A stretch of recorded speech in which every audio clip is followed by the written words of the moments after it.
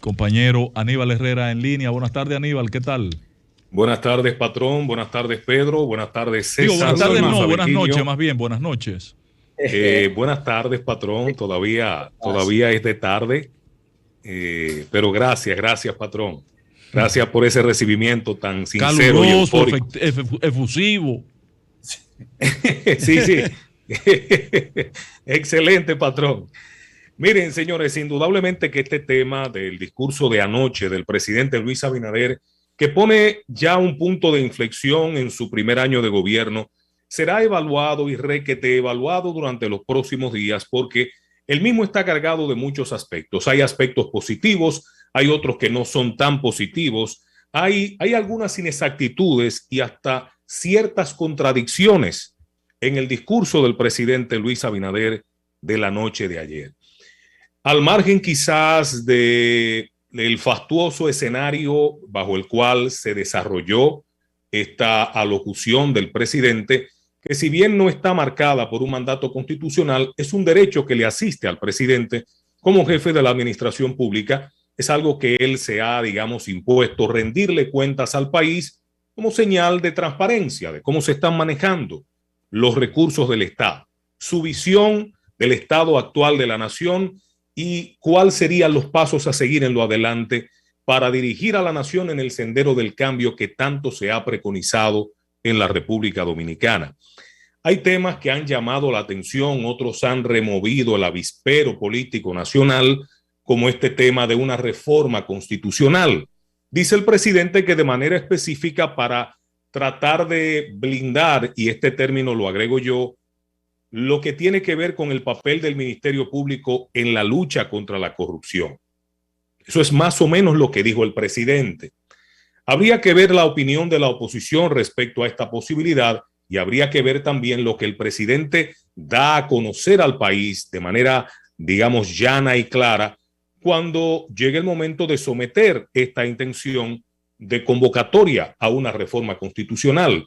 El presidente debe, como jefe del Poder Ejecutivo, relatar, establecer cuáles son los motivos de esta reforma y cuáles son los aspectos que esta reforma pudiera tratar.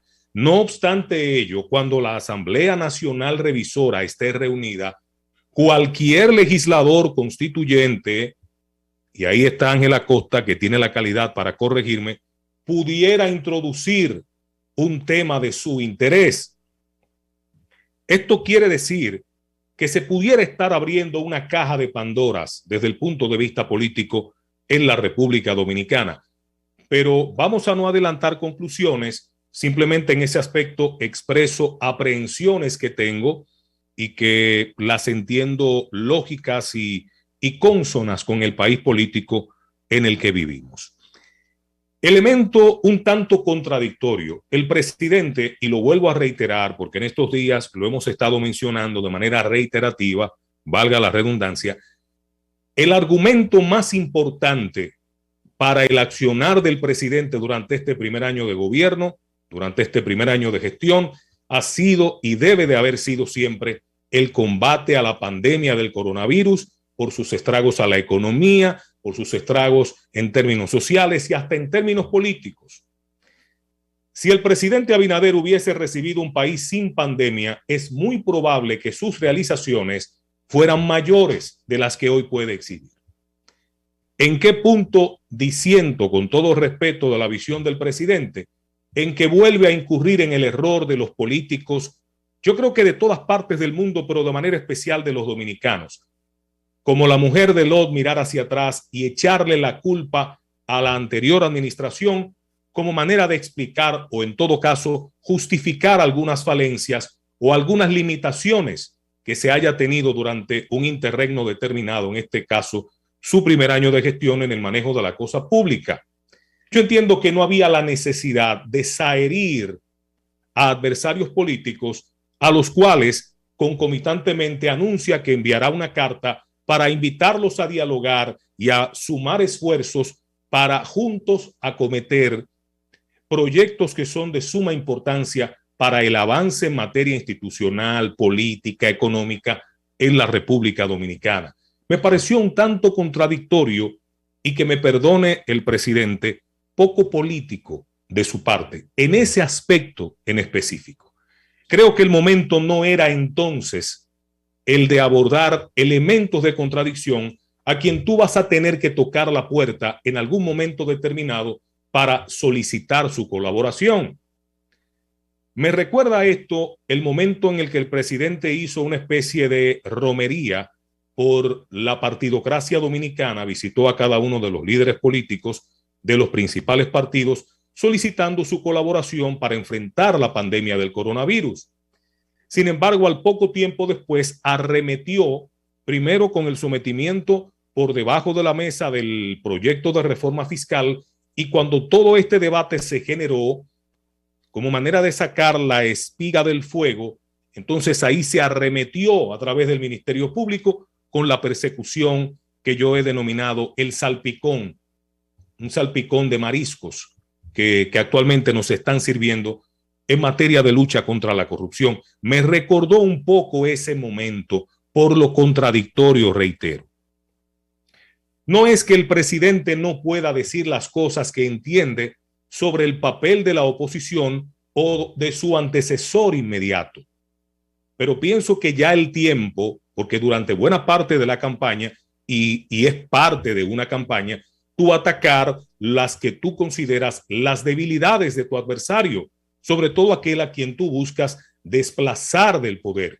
Pero ya una vez logrado el objetivo y desplazado del poder el adversario político, ya no es tiempo de seguir endilgándole y achacándole la culpa de todo cuanto sucedió, porque ya tú fuiste electo para gobernar y para cambiar las cosas.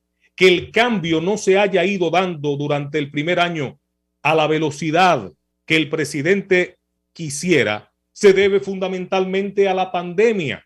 Por eso insisto en que su argumento político principal debió ser ese, y no endilgarle una vez más la culpa a una oposición a la cual va a necesitar, según sus palabras, a la cual tendrá que convocar. Entonces, tú tiendes una flor, pero no esperes que si tú clavas la espina, te vayan a contestar con una flor.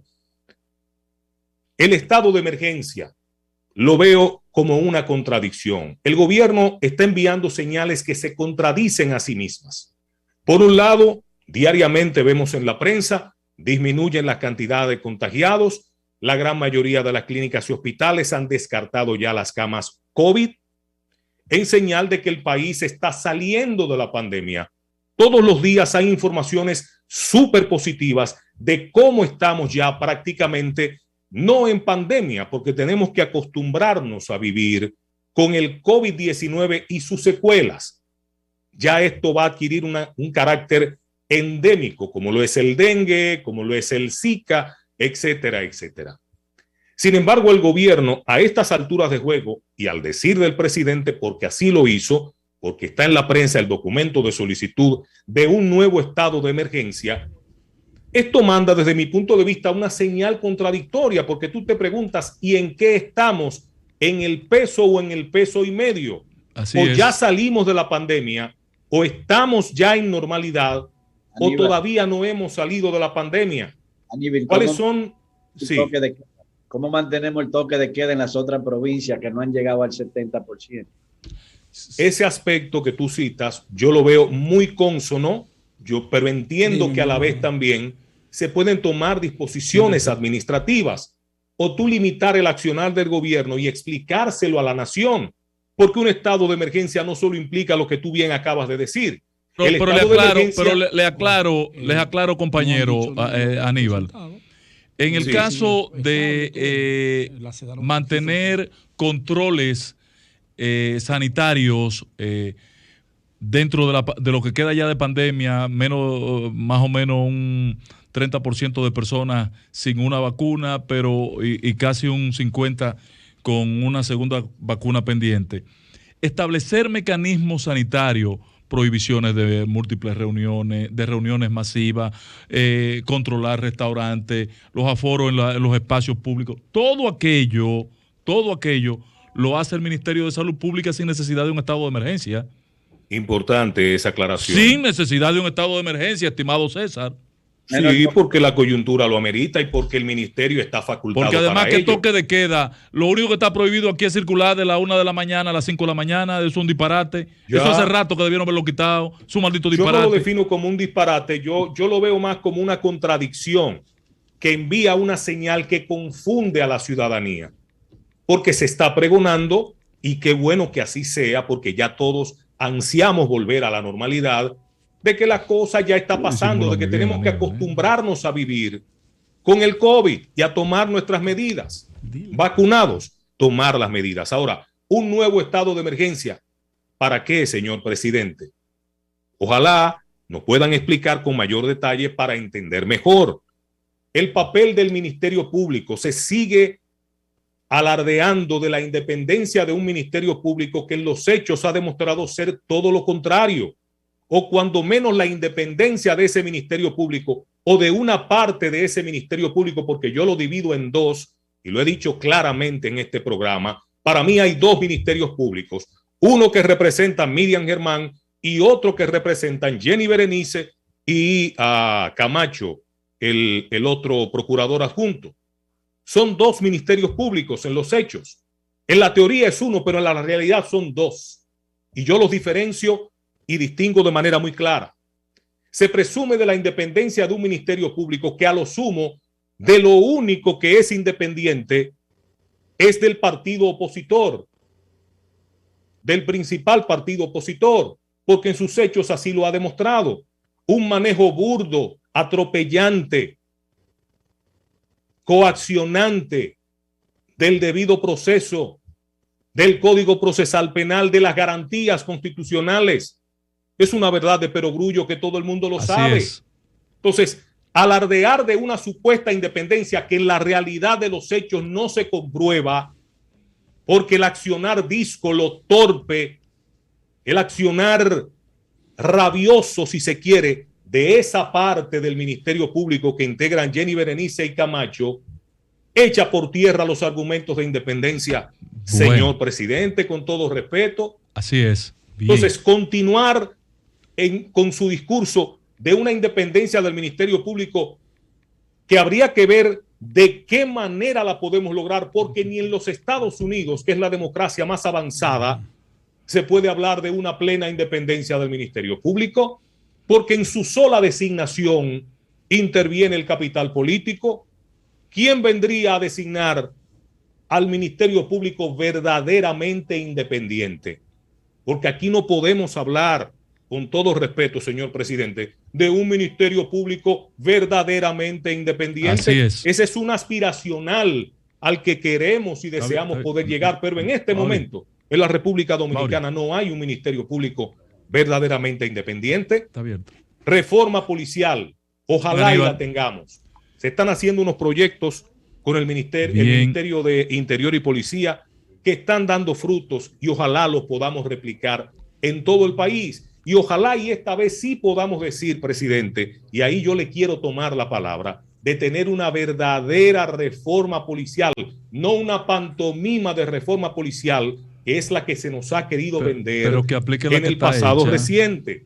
Y finalmente el tema de una reforma fiscal que todo parece indicar que terminará en reforma tributaria regresiva. Ayer lo decíamos en nuestro comentario, hasta en la propuesta del CREES, el Centro Regional para la Estrategia Económica. Este no es el desglose oficial, pero parece que son los trailers de la película. Bien. Entonces, si nos guiamos de ahí y por las expresiones del propio presidente en la noche de ayer, diciendo que a través de la baja en los impuestos aumentarían las recaudaciones, pienso que ahí hay un elemento que se les fue a los amigos asesores del presidente en ese aspecto, que ojalá lo puedan delimitar en lo adelante. Si usted me pregunta a mí de manera particular, mi valoración. Bien, vamos a la pausa, Aníbal, vamos a la pausa, estamos tarde. Termino con esto brevemente, por favor, Ángel. Sí. Si ustedes me preguntan a mí mi valoración personal del discurso del presidente, ¿cuál es mi valoración personal? Yo entiendo que el presidente, para lo que recibió como país producto de la pandemia, yo le doy un 80%. Así mismo. Recibió un país mal. Pero, dime. Que recibió mal un país. O sea, Danilo le entregó un disparate de país. Crisis pero pandémica, por Dios, dejen eso así, señores, dejen eso así. Pero esa crisis pandémica la dejó Danilo Ángel, porque tú tienes el derecho de tener tu opinión y yo la mía. No hay ningún cambio de allá. No, pero esa es su opinión, hay que respetarlo. Yo entiendo que tomando en consideración el país que se recibió por la crisis de la pandemia y sus secuelas, no lo ha hecho mal. Ahora, tiene que hacer más. Y el país está esperando que haga más. La luna de miel ya se acabó, son 100 días. Ya cumplió un año de gobierno. Ahora es tiempo de pasar a la acción, pero sobre base firme. Que ahora, se vea el cambio en la realidad de los hechos, que es lo que está esperando la gran mayoría de los dominicanos. Hasta ahora, la pandemia. Vamos a la pausa, Aníbal. Vamos a la pausa. Vamos a la pausa. Vamos a la pausa, Aníbal. Saber cómo sucedieron las cosas. Pero tenemos que pasar a los hechos.